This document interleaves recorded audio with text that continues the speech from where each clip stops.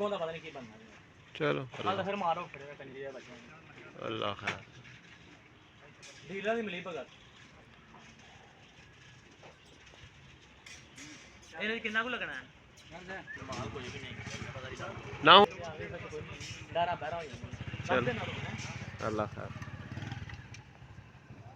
इसका वेला पे 10 बोरियां लेने गए हुए लगी उधरों इधर शुरू हो हाजी साहब